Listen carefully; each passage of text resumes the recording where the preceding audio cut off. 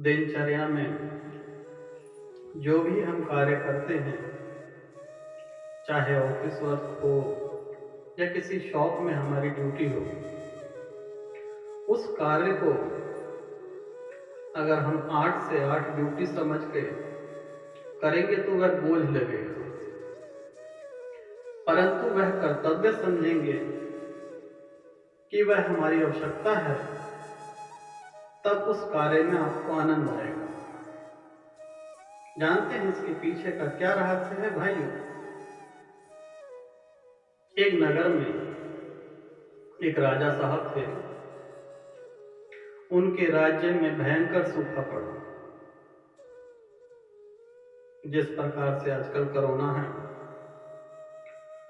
उस राज्य में लगान ना के बराबर आया। राजा बहुत चिंतित रहने लगे कि लगान ना मिलेगा तो राज्य किस प्रकार से चलेगा। उनकी रातों की नींद हराम हो गई कि कहीं पड़ोसी राज्य हम पर हमला न कर दे। राजस्व खाली होता जा रहा है, आने का कोई साधन नहीं है। कृषि से जो कुछ आता था, परंतु भयंकर सूखे के कारण लगान नहीं मिला। राजा साहब की नींद हराम होती जा रही थी, भूख प्यास भी नहीं लग रही थी।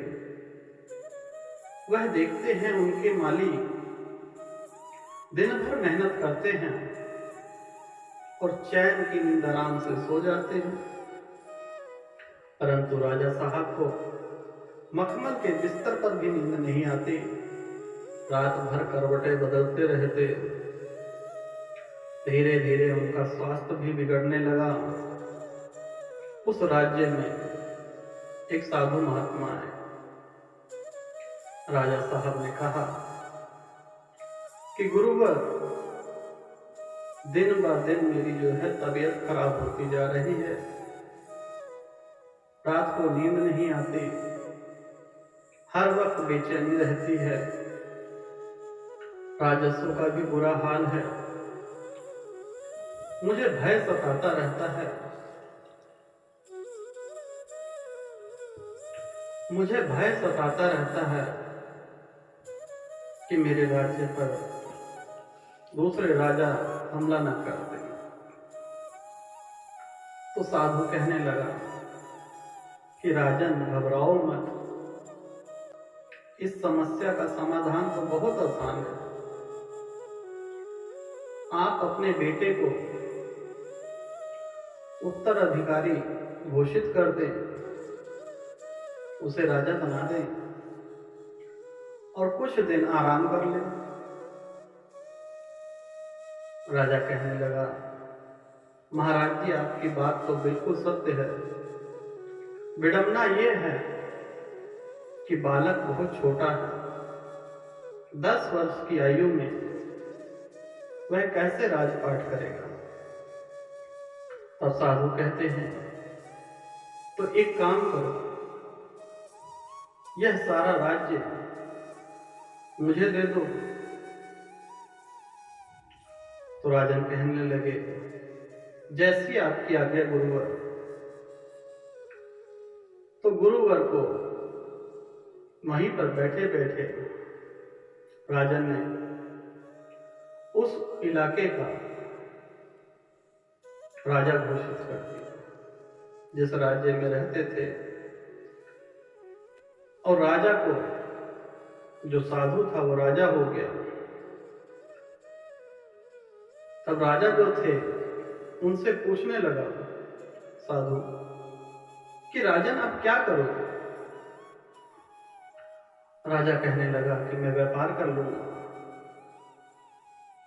तो जो साधु राजा बने थे वह कहते हैं, इसके लिए तो धन की आवश्यकता पड़ेगी, परंतु अब तो यह राज्य मेरा है, तो अब क्या करोगे? तो राजन कहने लगे, गुरुवर, मैं दूसरे राज्य में जाकर नौकरी कर लूंगा। जब नौकरी ही करनी है तो हमारे राज्य में कर लो। जो साधु राजा बने उन्होंने कहा जब नौकरी ही आपको राजन करनी है तो हमारे यहाँ नौकरी कर लो। तो राजा पूछता है नौकरी कैसे करनी है, क्या करना है मुझे कार्य।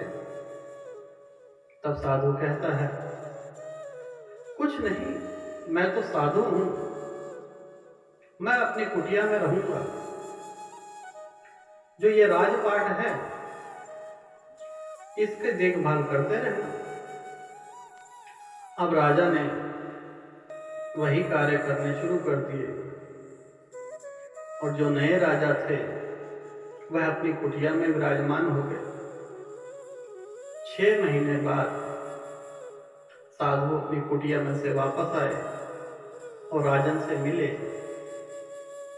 और राजा हष्ट पुष्ट था, काफी काम में मन भी लग रहा था। तो राजन से पूछते हैं कैसे हो राजन। तब राजा साहब साधु के आगे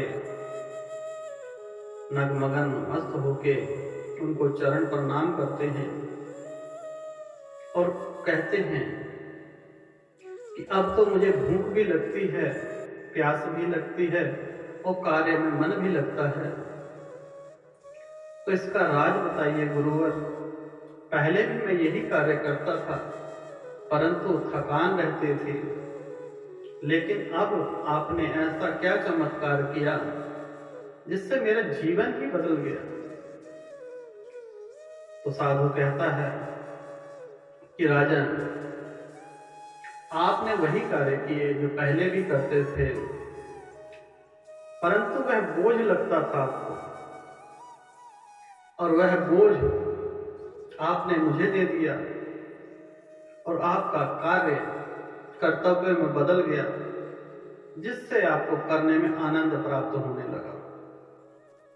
उसी प्रकार से अगर हम किसी ऑफिस में या किसी दुकान में काम करते हैं तो वह हमें बोझ लगता है, परंतु वह बोझ नहीं होगा जब हम उसे कर्तव्य समझेंगे कि यह हमारा कार्य ही है।